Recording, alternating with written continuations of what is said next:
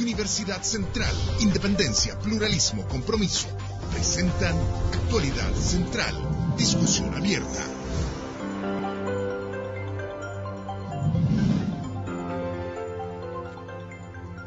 Con independencia, pluralismo y compromiso iniciamos esta discusión abierta a una gentileza de CNN Chile y Universidad Central.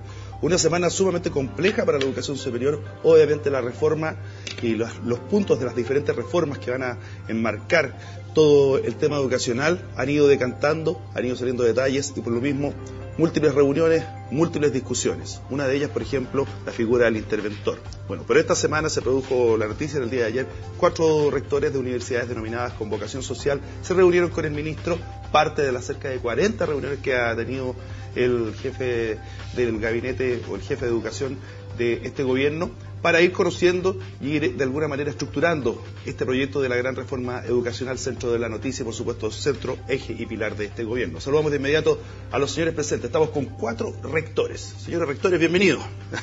Saludamos por este lado a don Rafael Rosell, rector de la Universidad Central de Chile. Bienvenido. Buenos días, Pablo. Por allá saludo a don José Bengoa, Universidad Academia de Humanismo Cristiano. ¿Ah? Don Gutenberg Martínez, Universidad Miguel de Cervantes, bienvenido. Y saludamos a Jorge Baeza, quien es rector de la Universidad Católica Silva Enrique. Bienvenido, pues. Gracias. Compleja semana esta, rector, porque más allá de lo que es la discusión lógica de un proceso de reforma, de presentación de proyectos al Parlamento, también fue una semana compleja en términos de lo que fueron las marchas, y ustedes no quedaron pasándolo muy bien en la universidad. Sí. Y mira, yo te diría que no es solamente esta semana, ¿no? Sino viene hace bastante tiempo, pero se ha concentrado básicamente en 2 semanas. Primero partimos con, por lo menos nosotros como Universidad Central, con el rechazo por segunda vez del Consejo de Rectores para poder incorporarnos al DEMRE, al sistema de admisión general del Consejo de Rectores. Después de eso vino la cuenta del presidente de la CNA, de don Matko Koljatic, a la cual algunos de nosotros también asistimos. Ya tenemos ahí fuerte relevancia. Luego de eso tuvimos la marcha de los estudiantes, en la cual nosotros fuimos perjudicados por un grupo evidentemente minoritario que rompió vidrio en la universidad y hizo rayados, etcétera. Y ayer nos juntamos nosotros 4 con el ministro de Educación para hacer nuestros planteamientos también. Así que una semana fuerte. Una semana fuerte, José Bengoa, ¿por qué? Mira, yo creo que estamos en un momento bien importante del país, no solo de nuestras pequeñas o grandes universidades. Aquí estamos con universidades, cada una con distintos tamaños, distintas particularidades, etcétera. Y sería bueno quizás hacer un pequeñito recuento, ¿no? Porque lo que se está pretendiendo hoy día, y en lo que yo estoy de acuerdo, y creo que muchos estamos de acuerdo, y el movimiento social estudiantil también, es que se está tratando de cambiar un sistema de educación superior que tiene un largo periodo ¿ya?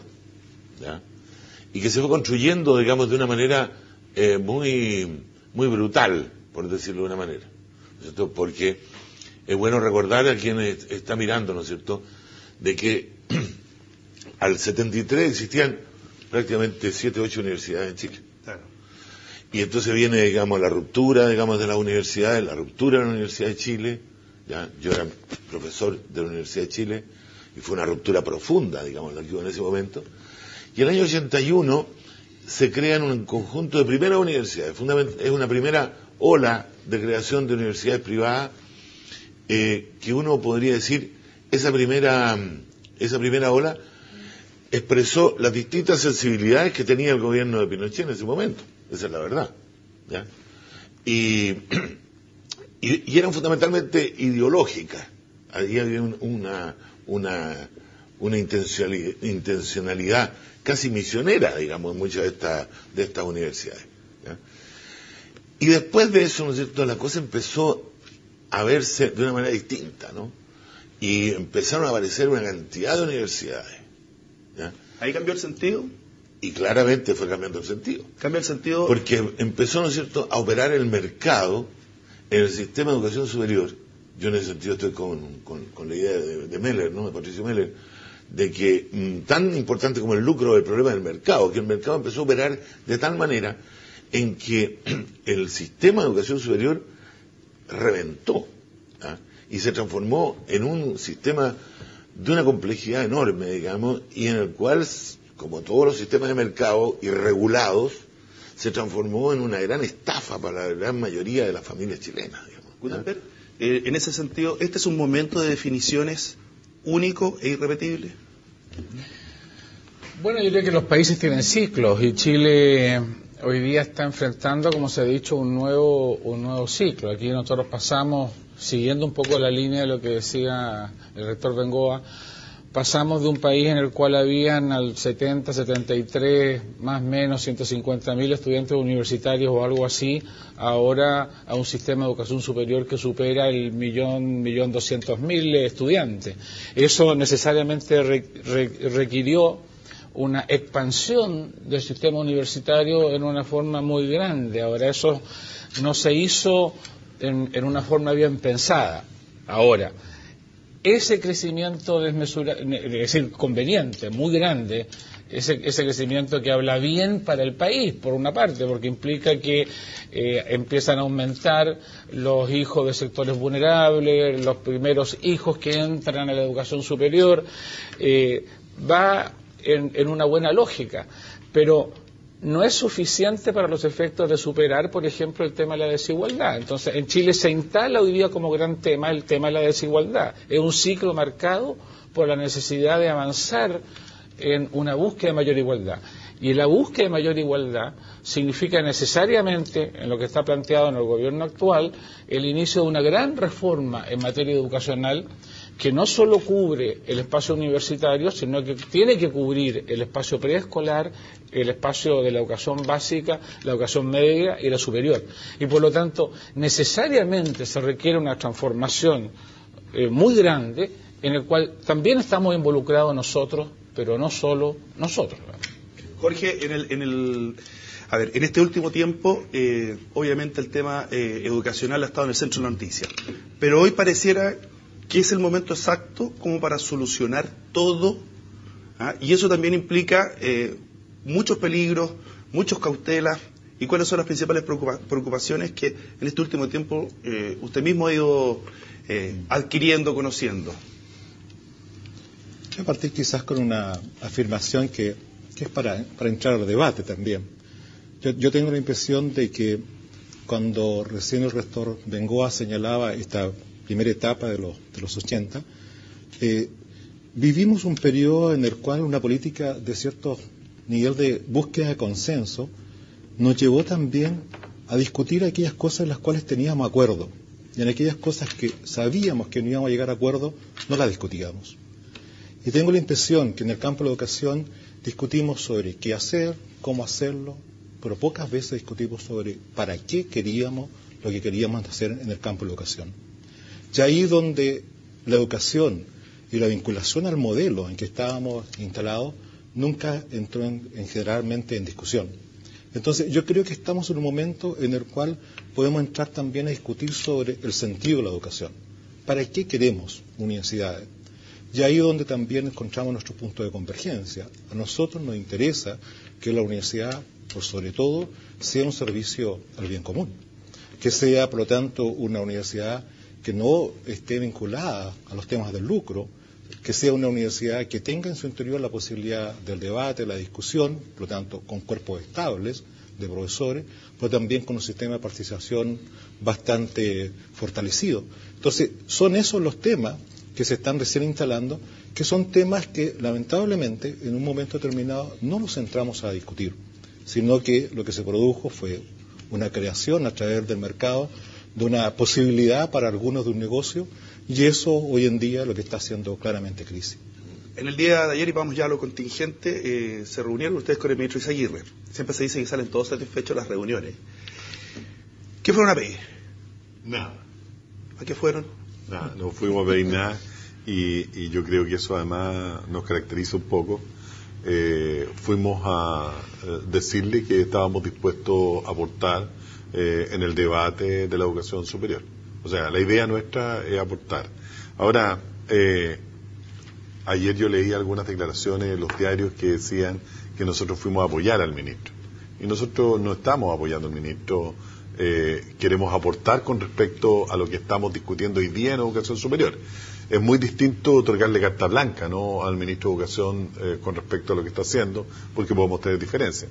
Pero sí queremos dar una mirada desde nuestras propias universidades a varios temas, y varios temas que están centrados en acreditación, están centrados en el administrador provisional o de cierre, ¿no es cierto?, que está hoy día, que tenemos que conversar.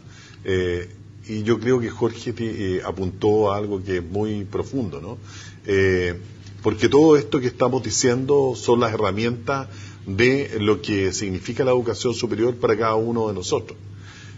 Tanto la acreditación, tanto el interventor, son herramientas de lo que queremos en definitiva de la educación. Y eso no está en el debate, no se está conversando, estamos conversando de los instrumentos y de las herramientas, pero no tenemos el fondo. Ese es el punto. Dime una cosa en ese sentido, José. ¿Quedaste con un buen sabor de boca o en el día de ayer fue una reunión en la cual ustedes se expresaron y le dijeron muchas gracias? Fuimos a decirle lo que está diciendo Rafael, digamos, decir, queremos aportar el debate, porque yo creo que el debate hoy día es bien complicado, y eso sí que se lo dijimos, y creo que yo mismo se lo dije, porque y estuvimos de acuerdo. El debate hoy día es extremadamente corporativo, es decir, cada grupo de universidades defiende sus propios intereses.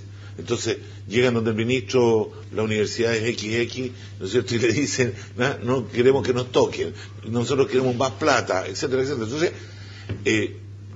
aquí hay dos caminos, ¿ya? Un camino es el mercado, mantener el mercado de la educación superior, regularlo un poquito, y por lo tanto no tocar mayormente. Y el otro camino es la organización de un sistema nacional de educación superior, ¿ya? Y eso es lo que todavía no vemos, por lo menos yo no lo veo.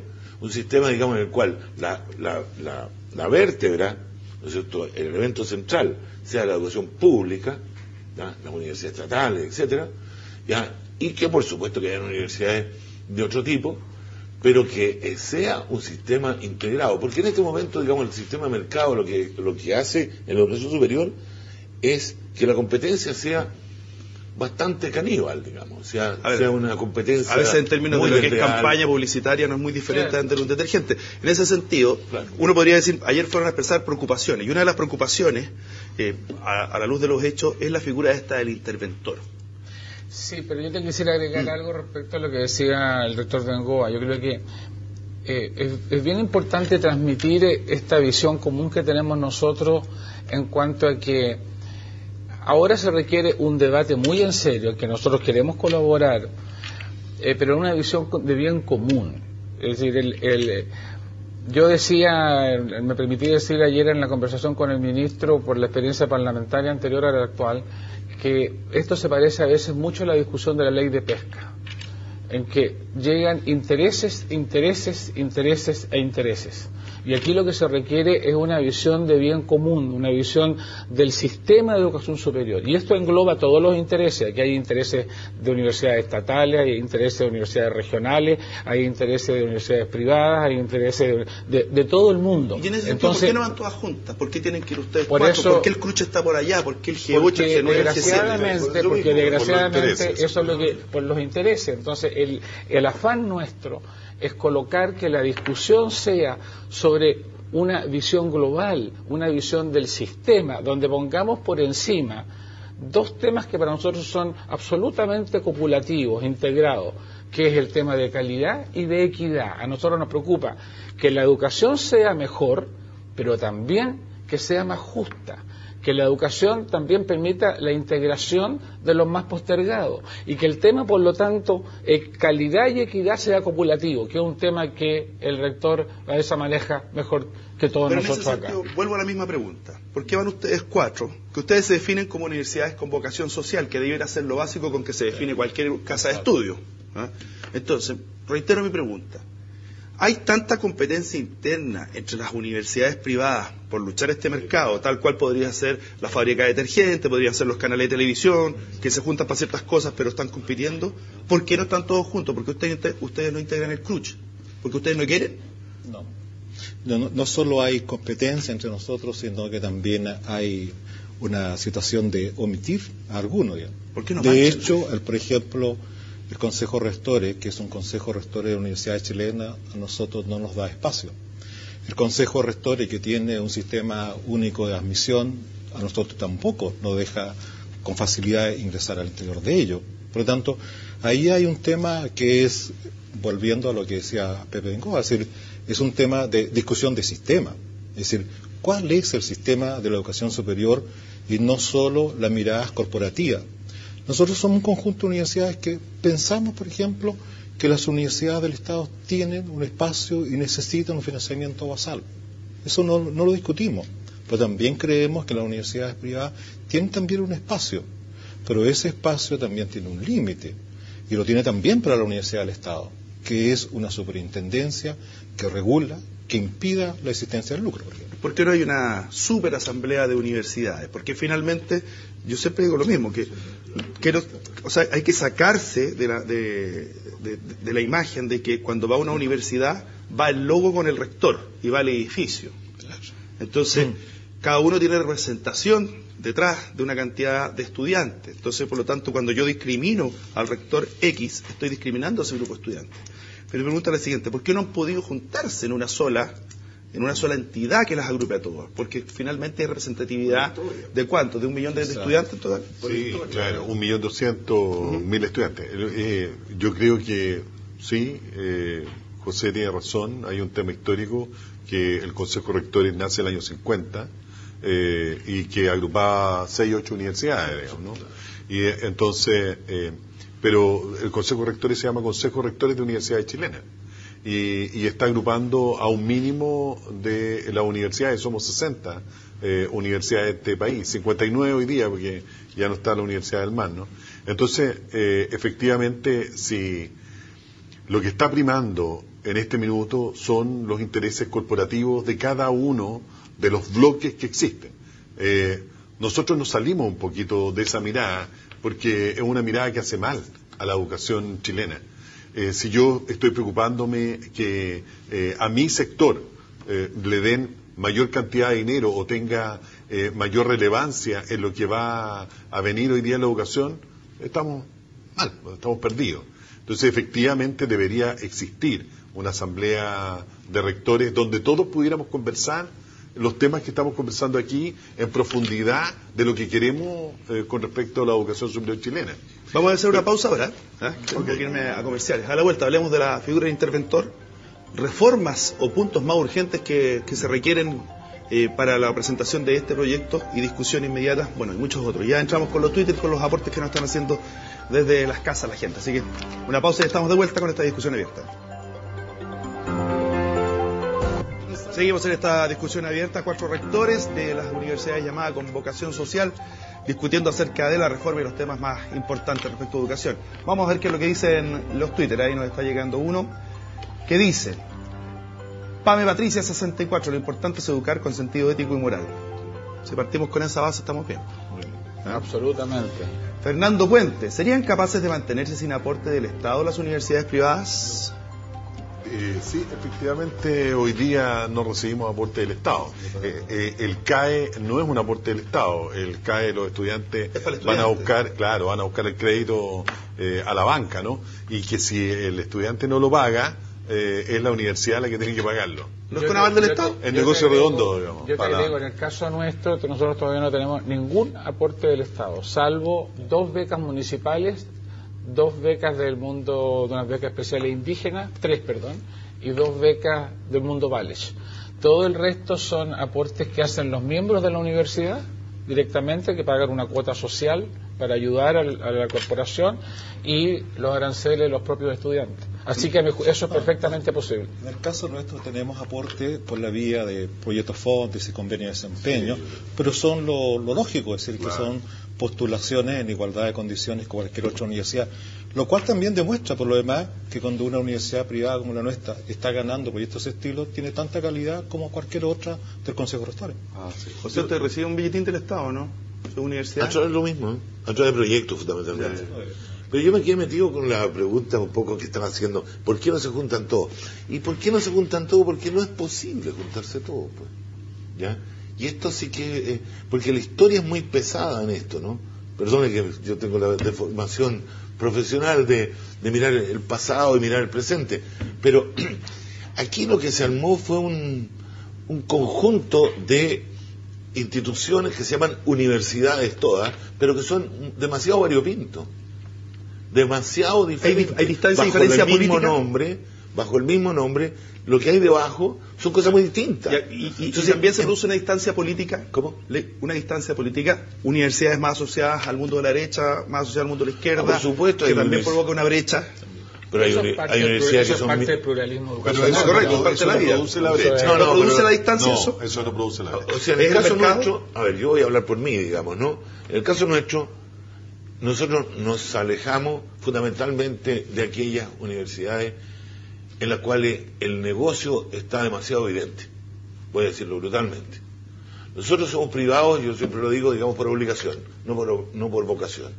¿Por qué por obligación? Bueno, porque igual que aquí mi colega y otros, éramos profesores de la universidad estatal, etcétera, es una larga historia que no voy a contar, ¿ya?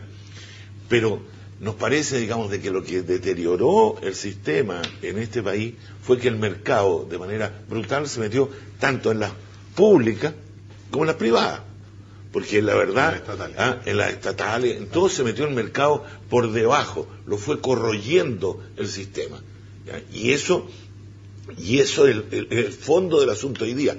¿Cómo se plantea un nuevo proyecto que vuelva la universidad a tener una vocación social, que tenga una mirada del país, etcétera? Eso está extremadamente complicado y todavía no escuchamos, por lo menos yo no escucho, opiniones y planteamientos claros. La calle, como se dice hoy día, ¿no es cierto?, el movimiento estudiantil puso el gran eslogan, ¿no es cierto?, del cual yo estoy plenamente de acuerdo, ¿ya? Gratuidad, calidad. Bueno, pero ese es el gran eslogan. El tema es cómo se llega a eso. Y el cómo se llega a eso, por Dios que está complicado en este momento, y creo yo que hay un corporativismo, como lo decíamos en este momento, en que cada grupo se aferra de sus intereses, ¿no? Pero Pablo, perdona, sí. Yo quiero señalarte que el tema ideológico de las universidades no es un tema que provoque la distancia. Que provoque la distancia, ¿eh? Yo creo que lo que dice José es más bien el tema. Lo otro no hay problema con eso. No podría ser porque somos universidades, ¿no? Y estamos hablando de pluralismo. Ahora, yo creo que tiene que haber un esfuerzo, de todos modos, de diálogo con todo el mundo, porque si no logramos primero un espacio de diálogo entre todos que te permita aclarar posiciones y al menos discutir en el mismo nivel, de tal modo de que las discrepancias se aclaren y no se escondan detrás de intereses corporativos, para poder definir efectivamente, acordar lo que se puede acordar y definir democráticamente lo que haya que definir, vamos a seguir en una cosa entrampada que puede alargar el proceso de definiciones innecesariamente. Pero yo te agregaría una segunda cosa que a mí me parece de extremada responsabilidad también decirlo. Definiciones claras, pero van a tener que ir acompañadas de gradualidad. Aquí no pueden haber expectativas de que las cosas se van a poder solucionar de un viaje. Y eso, sin ser infidente, lo conversamos ayer con el ministro. Hay que entender que el país enfrentar una reforma educacional significativa, una reforma tributaria importante, un cambio constitucional determinante, una política energética también muy grande, eso requiere necesariamente gradualidad. No hay ninguna capacidad en 4 años de hacer todas las cosas de un viaje. Entonces, yo creo, hay que dialogar, hay que discutir y definir lo central, pero a su vez hay que entender que los cambios a partir de las definiciones van a tener que ser necesariamente graduales. ¿El ministro está en esa tónica? El ministro ayer justamente hizo una declaración señalando ante un requerimiento de los estudiantes que hubiese paciencia, por favor, porque las cosas son más complejas de lo que parecieran. Y nosotros en la conversación de ayer efectivamente nos dimos cuenta que hay mucha complejidad, hay muchos temas que están manejando el Ministerio, que son muchos temas complejos. Vamos a, por ejemplo, un matiz. Sí, dale. Un matiz. Quiero ir a acreditación, ¿eh? Sí, por eso sí, lo voy a apurar un poco. Yo ahí tengo un matiz, a lo mejor con mis colegas. Yo creo que se requiere un gran debate para ver cómo va a ser el nuevo sistema de educación superior. Pero hay cuestiones que son de urgencia. Y por eso yo estoy de acuerdo con la ley, el proyecto de ley que se ha mandado sobre la administración. O sea, hay que tener mucho cuidado. Aquí hay un conjunto de universidades que están hoy día en una situación muy, muy complicada, ¿no es cierto? Y pueden quedar muchos estudiantes en la calle en cualquier momento, y por lo tanto me parece que la ley que pretende mandar, o ya se mandó, ¿no es cierto?, el ministro, es una ley urgente, ¿no? Es una ley urgente. O sea, aquí lo que ocurrió con la Universidad del Mar realmente no puede volver a ocurrir. No puede volver a ocurrir que haya en este momento 2.000 y tantos, no sé cuántos alumnos que están en el limbo. Eso no puede ser. Aquí hay una responsabilidad del Estado, ¿ya? Y eso, a mi modo de ver, es urgente. Es urgente porque además para muchos esto fue un cierre más político que... Pero en eso no hay diferencia, Sí. Pepe, porque la gradualidad no implica que no se haga nada. La gradualidad implica que hay cosas urgentes que se hacen primero, hay cosas que pueden hacerse en un segundo paso, hay cosas que se hacen en el primer semestre, cosas que se hacen en el segundo semestre, cosas que se hacen en el tercer semestre. Yo estoy de acuerdo en esa ley. Tengo algunos matices en algunos aspectos de la ley en materia de las intervenciones. Vamos a entrar en el tema de intervención después de esta pausa. Eso y acreditación, entre otros, que mire la lista que tengo, cosas que tocar acá. Ah, diablo. Pausa y ya estamos de vuelta.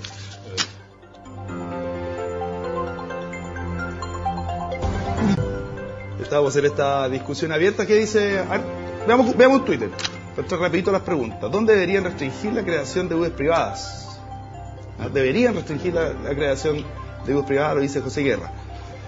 ¿Se debería restringir o buscar una fórmula en que no llegue y salgan como...? Es que en eso hay un equívoco. O sea, primero yo te diría, al menos desde mi punto de vista, un punto de vista de principio, el principio es que en materia educacional hay una libertad de enseñanza que se denomina, y también de pluralismo educacional.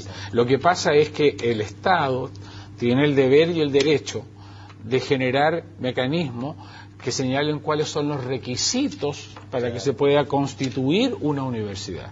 Entonces, el tema no es que se prohíba que se generen, sino que cuáles son los requisitos que se establecen para que se puedan generar. Ya, vamos a la figura del interventor. Este interventor que puede ir a administrar o a cerrar.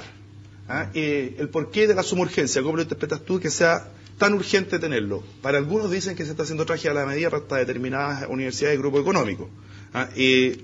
No, de alguna manera, no compromete el derecho de propiedad y la independencia, autonomía universitaria.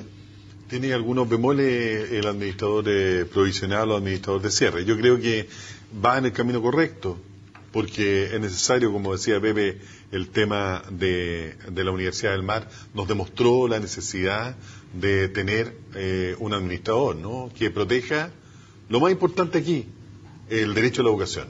Ese es el bien jurídico protegido. Derecho a la educación de los estudiantes de estas universidades que pueden ser vulnerados en algún minuto. Ahora bien, la suma urgencia es delicada, porque hay que estudiar. Hay elementos como, por ejemplo, las causales generales que tiene la ley, que podrían constituir un bolsillo payaso. Dime una cosa, podría producirse, de acuerdo a lo que uno lee del proyecto de ley, que un grupo de estudiantes quiera que se intervenga a la universidad y se la toman. Ahí tiene que entrar un interventor, porque está tomada, porque ellos están pidiendo determinadas cosas. Entonces, resulta que durante 2 semanas te provocan un descalabro financiero, que dicen que la autoridad educacional va a decir, mira, puede decir, esta universidad no tiene gobernabilidad, te podemos traer la gobernanza de la universidad. Entonces, ¿es una moneda, es un arma de doble filo o no? En la medida en que no se hagan las mejoras que son necesarias. Yo creo que claramente sí puede ser un arma de doble filo. Es decir, yo comparto en el sentido de que va en un camino correcto, va en una necesidad que nosotros como universidad podemos poder decir bastante sobre ello, ya que fuimos de las universidades que asestó estudiantes de la Universidad del Mar. Y cuando uno los asesta, uno ve también en el nivel de desamparo en que ellos estaban. Pero el desamparo es un desamparo que es responsabilidad del Estado.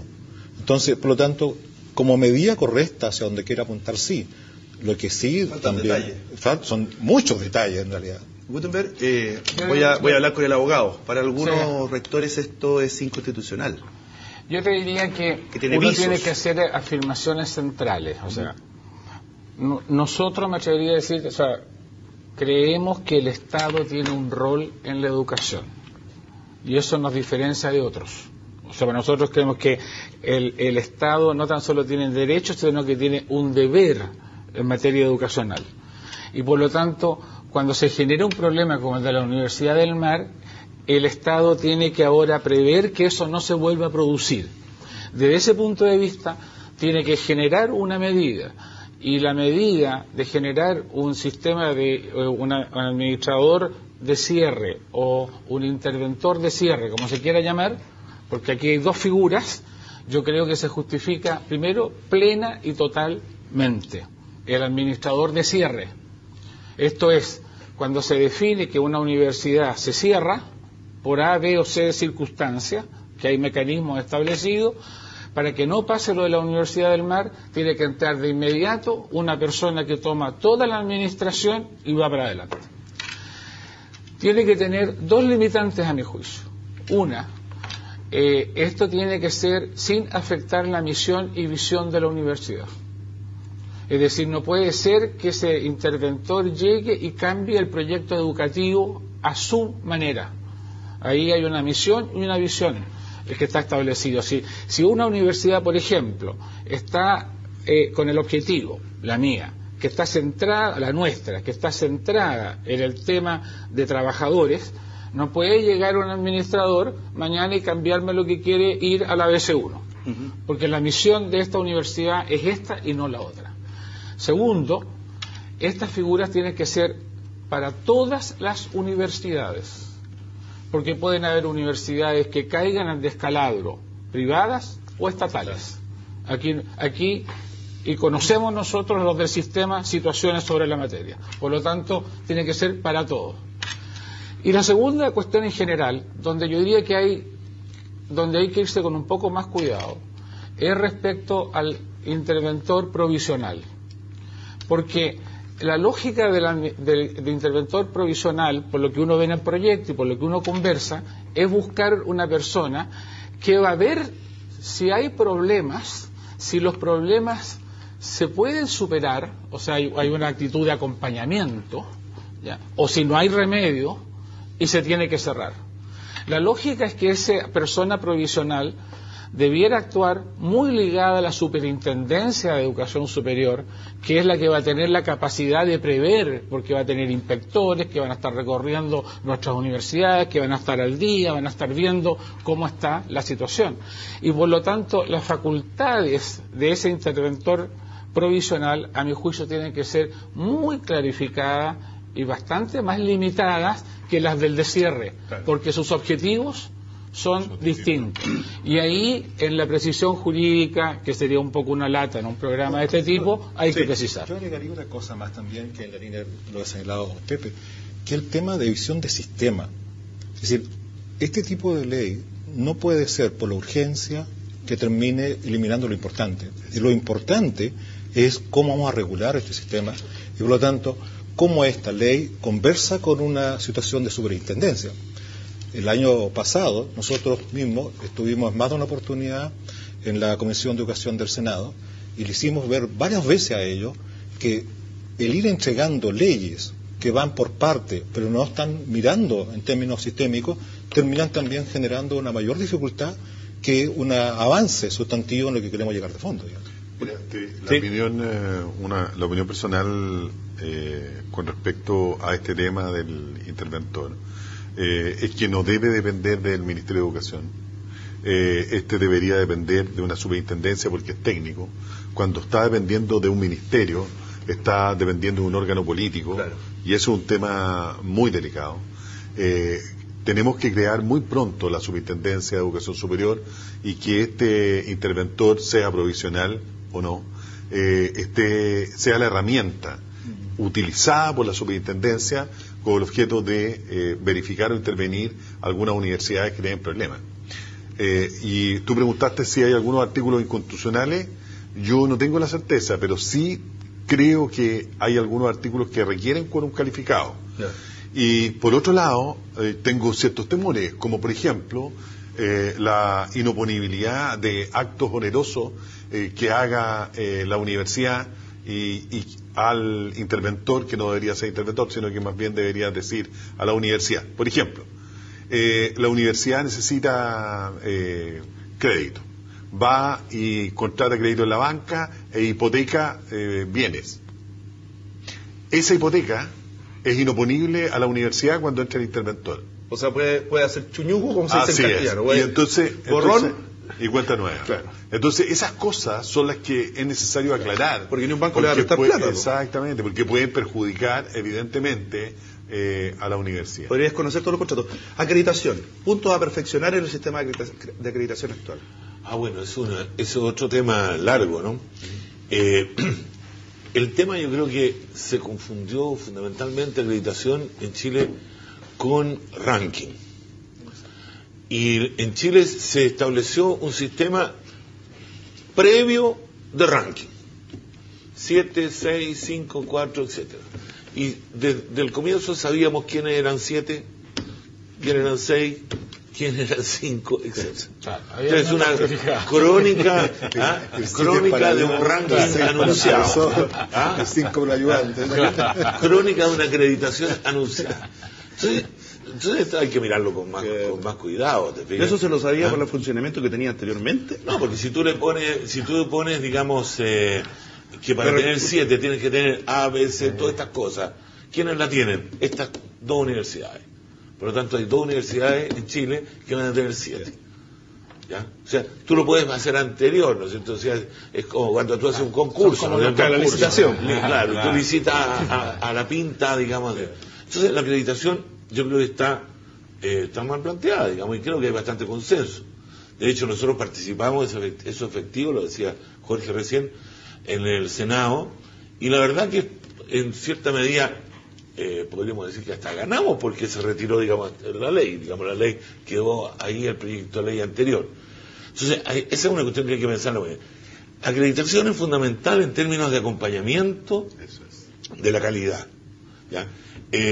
Para nosotros, para la universidad que yo estoy en este momento de rector, la acreditación ha sido extraordinariamente positiva. O sea, nos obliga a pensarnos a nosotros mismos, nos obliga a discutir, a analizar, etcétera, etcétera, y eso es muy bueno, pero eso no tiene que ver con lo que la gente cree, ¿no es cierto?, que es un ranking, porque el ranking, digamos, nosotros tuvimos 3 años, ¿y por qué 3 años? Porque no podíamos tener 4, ¿ya?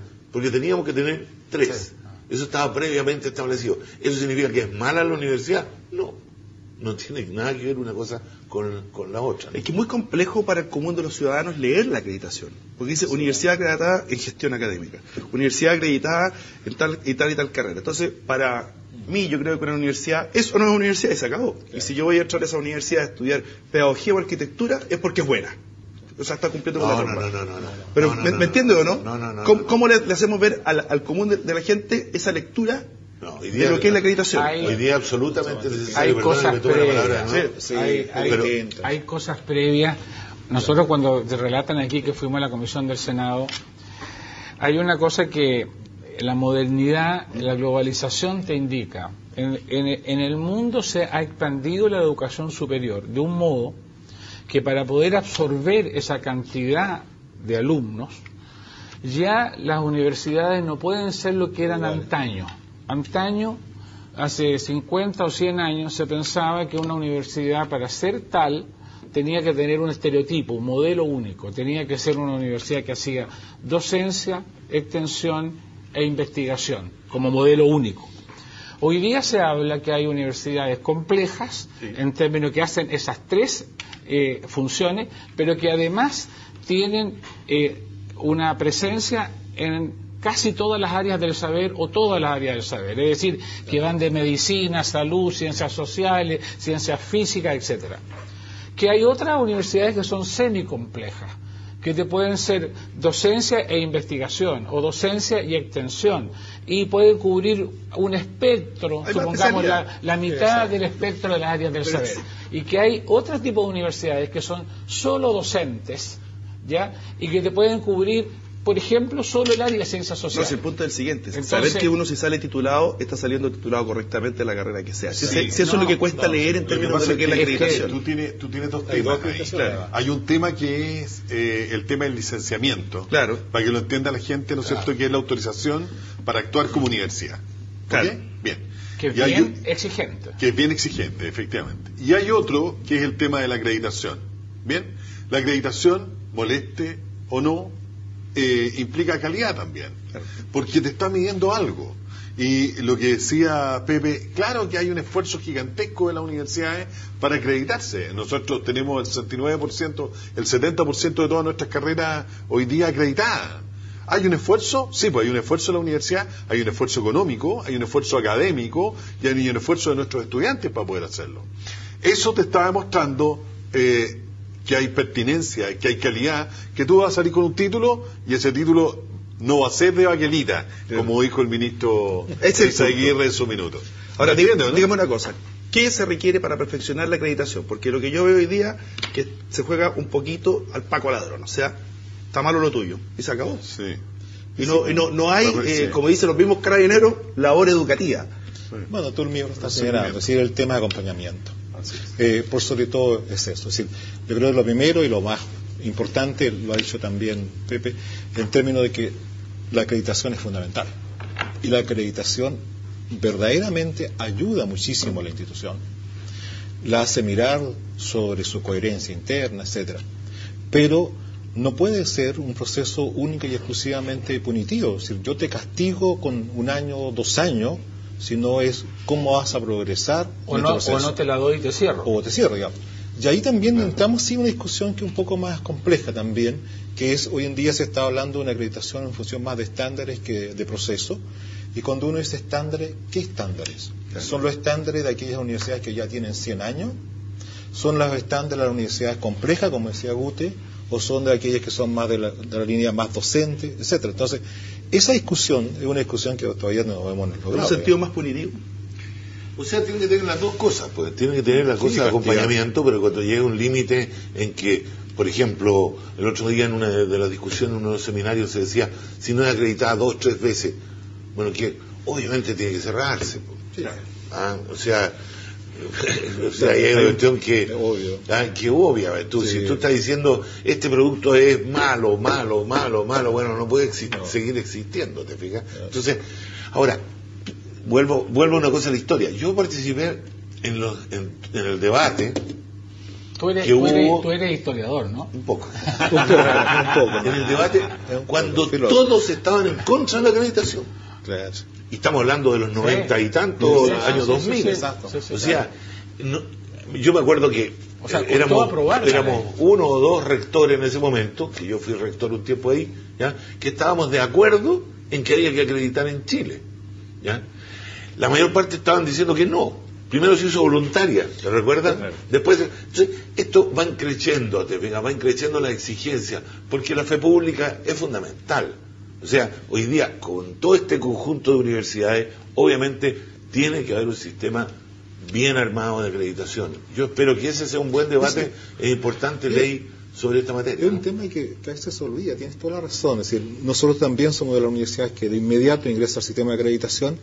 Y tú sabes que muchas veces nosotros hicimos el proceso prácticamente como los primeros, comparativamente con las universidades del Estado. Sí, claro. Es decir, desde el punto de vista de la acreditación de carrera, nuestras universidades tienden a ser mucho más acreditarse que la del Estado en un primer momento.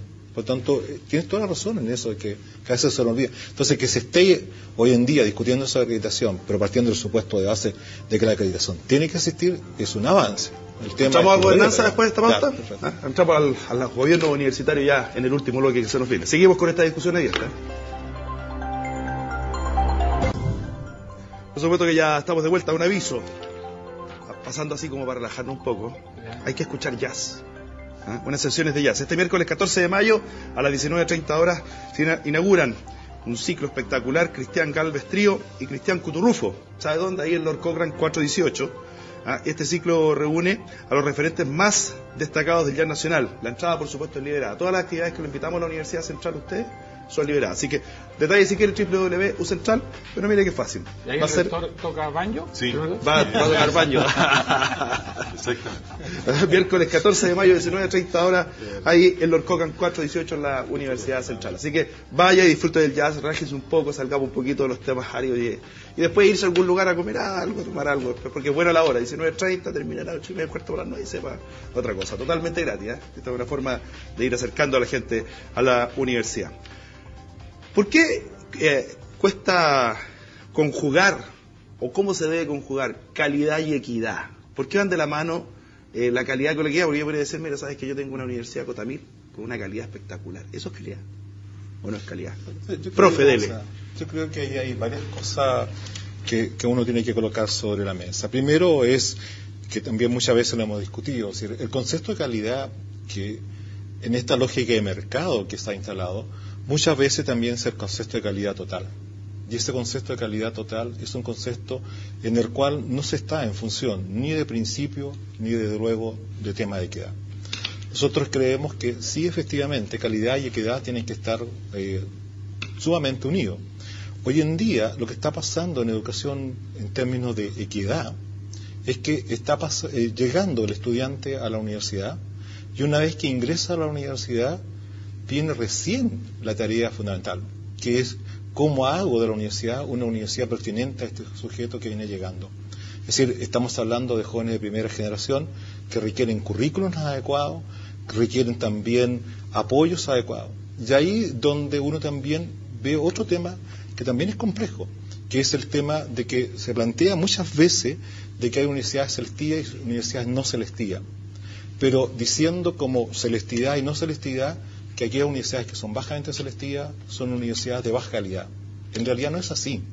Muchas veces las universidades que son de baja celestidad son universidades que se van a ver obligadas a hacer un trabajo mucho más intenso que aquel que se hace con el joven que trae ya un capital cultural. Y la verdad que también hay que reconocerlo, así como se reconoció con la subvención preferencial, que trabajar con los sectores más pobres resulta también más caro que trabajar con los sectores más ricos. Y por lo tanto ahí también hay un tema de cómo el Estado aporta este tipo de situaciones. Unos tips.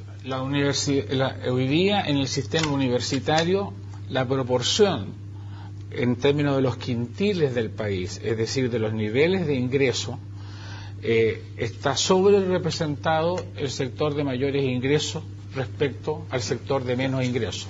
Si nosotros estamos planteando el tema de la igualdad como un tema de país, hay que tener mucho cuidado que el sistema de educación superior sea reproductivo de las diferencias sociales.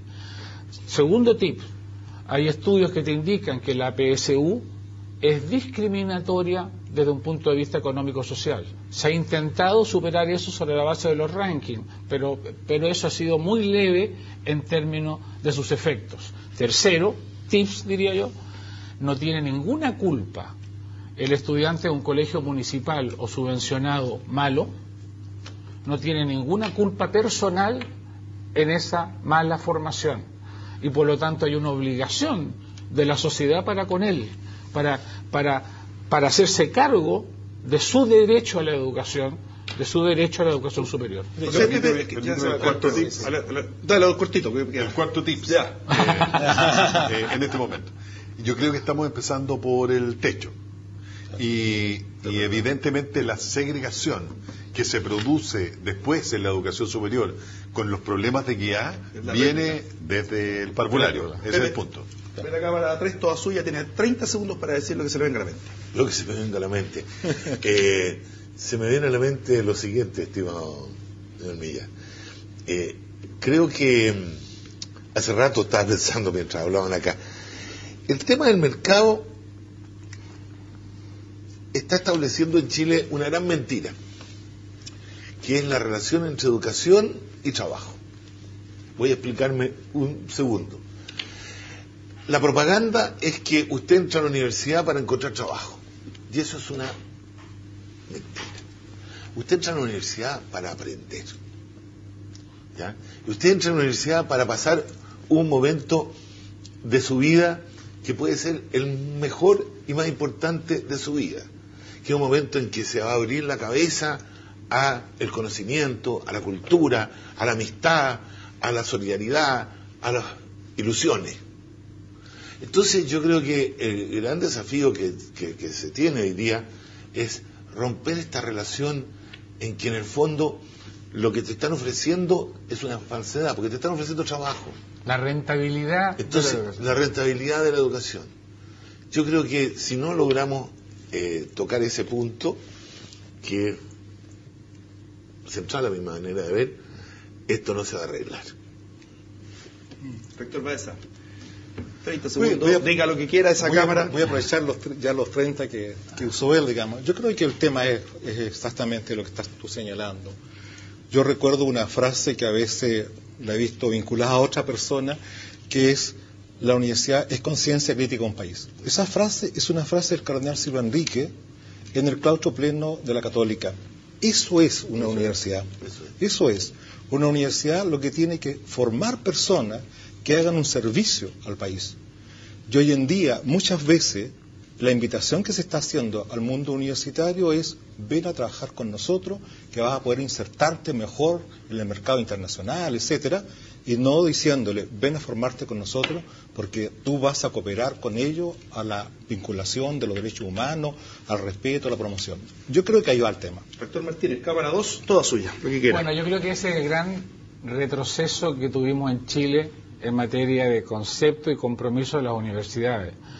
Yo no creo que todo lo pasado sea mejor, pero en lo que se denominaron las revoluciones de mayo del 68 hubo un gran avance en las reformas universitarias en Chile, es decir, el compromiso de las universidades, se decía en unos eslóganes, con Chile y las necesidades de su pueblo, es decir, universidades que aportaban al país con una formación crítica, con una formación integral y que como universidades le aportaban a Chile.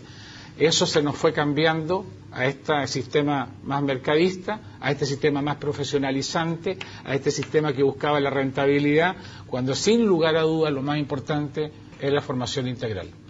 Cámara 2, toda suya, rector Rosell. Me hace mucho sentido el conciencia crítica de la nación. Creo que los que estamos acá al menos tenemos esa claridad dentro de nuestras universidades.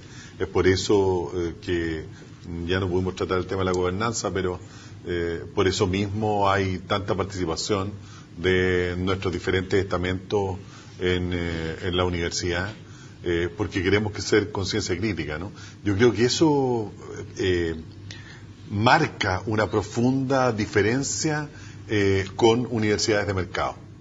Yo creo que ahí hay una línea divisoria insalvable, y creo que los cuatro que estamos en este momento aquí entendemos que la universidad debe ser efectivamente esa conciencia crítica y abrir los espacios necesarios dentro de la propia universidad para conversar del país y de lo que se viene en el país también. Señores rectores, muchas gracias por habernos acompañado en el día de hoy. Muchas gracias por la oportunidad. Bueno, la idea de este programa es justamente ser un aporte al país, por eso siempre decimos que tratamos los temas país. En esta oportunidad nos tocó ser un aporte a la educación, esperamos tenerlos de vuelta y esperamos que las próximas discusiones vayan yendo cada vez más hacia los temas más de fondo, a los temas pendientes y no al gran desafío que viene por delante, sino con metas ya superadas. Así que muchas gracias por haber estado con nosotros, a ustedes por habernos acompañado. Gracias, señor hijo ilustre de la comuna de Providencia, por habernos acompañado también. Nos encontramos la próxima semana. CNN Chile y Universidad Central, Independencia, Pluralismo, Compromiso, presentaron Actualidad Central, discusión abierta.